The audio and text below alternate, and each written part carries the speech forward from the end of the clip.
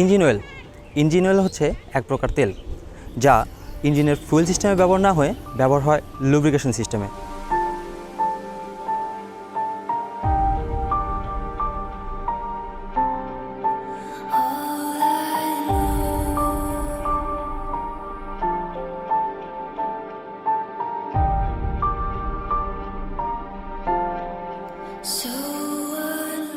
Engine চলাকালীন সময়ে ইঞ্জিনের ভেতরে থাকা মেটাল কম্পোনেন্টগুলো ঘর্ষণের ফলে যে ক্ষতি হয়, ইঞ্জিন অয়েলের কাজ সেই ক্ষতিকে রোধ করা। এছাড়া ইঞ্জিন অয়েলের বেশ কিছু ইম্পর্ট্যান্ট দিক রয়েছে। তার মধ্যে অন্যতম একটি কারণ হচ্ছে ইঞ্জিন কুলিং। একটা বাইকের ইগনিশন অন থাকা অবস্থায় ইঞ্জিনের ভেতরে থাকা মেটাল কম্পোনেন্টগুলো মুভিং অবস্থায় থাকে, আর এই মেটালগুলো মুভিং করতে করতে একসময় ওভারহিট হয়ে যায়। আর ইঞ্জিন অয়েলের কাজ এই ওভারহিটকে কমিয়ে ইঞ্জিনকে ঠান্ডা রাখা।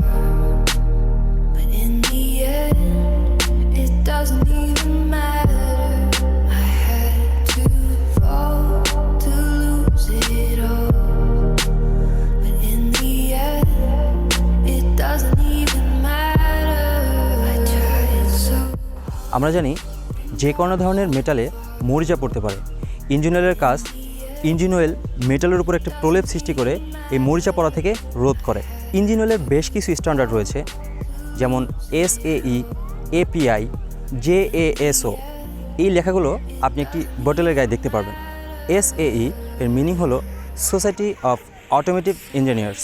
API এর অর্থ হচ্ছে আমেরিকান পেট্রোলিয়াম ইনস্টিটিউট। এবং JASO means the Japanese Automotive Standard Organisation. এই অর্গানাইজেশনগুলো ইঞ্জিন অয়েলের কোয়ালিটি ইনশিওর করে।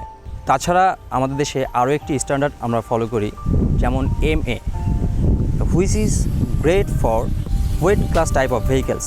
আপনি যদি কোনো ইঞ্জিন অয়েলের বোতলে MA অর MA2 দেখতে পান, তাহলে আপনি পুরোপুরি শিওর থাকতে পারবেন যে এই ইঞ্জিন অয়েলটি বাইকের জন্যই তৈরি করা হয়েছে।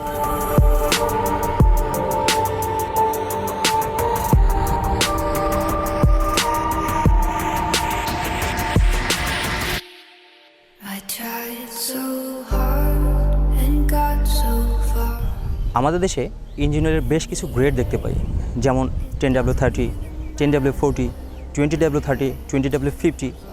এই গ্রেডের কারণ হচ্ছে, ধরুন 10W30, এই 10 meanings lower temperature viscosity, 30 meanings higher temperature viscosity, আর W, এই 10W30-র মাঝখানে যে ডাব্লুটা ব্যবহার করা হয়েছে, এই ডাব্লু উইন্টারকে বোঝায়, আর এই উইন্টার মানে এখানে টেম্পারেচারকে বোঝানো হয়েছে।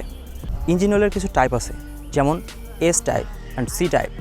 S টাইপ বলতে বুঝিয়েছে যেগুলো অকটেন অথবা পেট্রোল চালিত ইঞ্জিন, আর C টাইপ দ্বারা বোঝানো হয়েছে যেগুলো ডিজেল চালিত ইঞ্জিন। ধন্যবাদ সবাইকে।